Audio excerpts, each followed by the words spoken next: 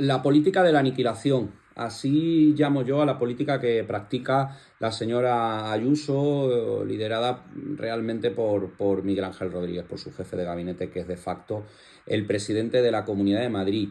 Y es la política de la aniquilación porque nos hemos instalado en Madrid, en la Asamblea y en la política madrileña, en un plano en el que no estamos debatiendo de ideas o de políticas, da igual lo que haga el gobierno del Partido Popular, da igual lo que haga el gobierno de Ayuso, lo importante es ver quién insulta más. Y en esa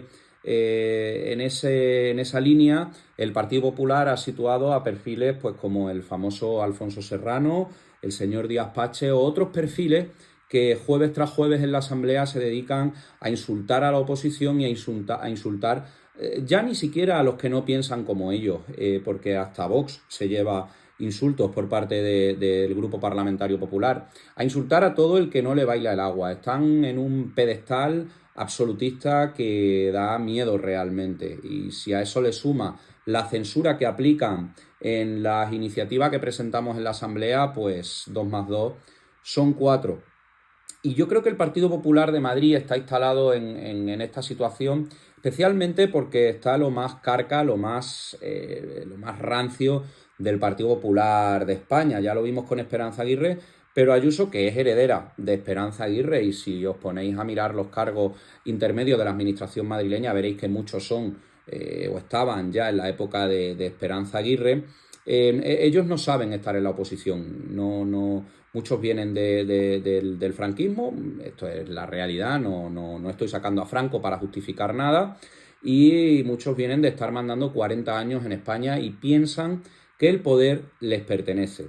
Y los que pensamos que el poder pertenece al pueblo y por lo tanto a la democracia, entendemos que el Partido Popular tiene que gobernar, igual que otros partidos en otros territorio, porque ese es el fin de la democracia. Pero el Partido Popular no lo entiende así. El Partido Popular entiende que solo pueden gobernar ellos. Y esto lo tenemos el ejemplo más notable en el Tamayazo en 2003, cuando el Partido Popular compró a 2 diputados socialistas para asegurar el gobierno de Esperanza Aguirre. Luego supimos, con toda la ristra de casos de corrupción, la Gürtel, la Lezo, etcétera, que lo que querían era guardar las alfombras para que no saliera todo el polvo que tenían guardado. Pero es que esta política de la aniquilación del adversario no se queda solo en Madrid. Desde que Ayuso le da el golpe de Estado interno a Pablo Casado, Pablo Casado también era muy faltón, pero era otro nivel, ¿no? Pero desde que está Feijóo, gracias al golpe de Estado que Ayuso da dentro del Partido Popular, los perfiles que se han instalado en la primera línea del PP son estilo Ayuso y Miguel Ángel Rodríguez, es decir, el insulto por delante, primero el insulto y luego ya, si termino de insultarte, si termino de machacarte, quizás ya deslice la idea, ¿no? Perfiles como Jaime de los Santos, que yo la verdad que flipo, permitirme la expresión, cada vez que lo veo vomitar odio en el Congreso de los Diputados, me da vergüenza ajena, porque Jaime era un político que tenía fama en Madrid de ser un consejero tranquilo, un consejero moderado cuando estuvo en la época de Cifuentes, y se ha transformado en un personaje totalmente arrogante, y hablo políticamente, no personalmente, que no tengo el gusto, ni si lo tuviera tampoco lo haría, pero políticamente se ha convertido en un personaje arrogante, en un personaje faltón y en un personaje que pone el insulto por encima de la idea. Luego, evidentemente, el Marqués Tellado, ¿no? El valido de Feijóo. Él es el que dirige realmente lo poco que le deja Ayuso dirigir de la política nacional en el grupo parlamentario, ¿no? Tellado, pues es que solo hay que verle hablar, no solo en lo que dice, sino en cómo lo dice, en cómo, en las expresiones de odio que pone cada vez que habla del Partido Socialista o de los grupos de la izquierda. Esther Muñoz ya ni os cuento, o el tránsfuga Sayas, que parece que para asegurar el escaño tiene que ser mucho más faltón y mucho más ultra que todos ellos.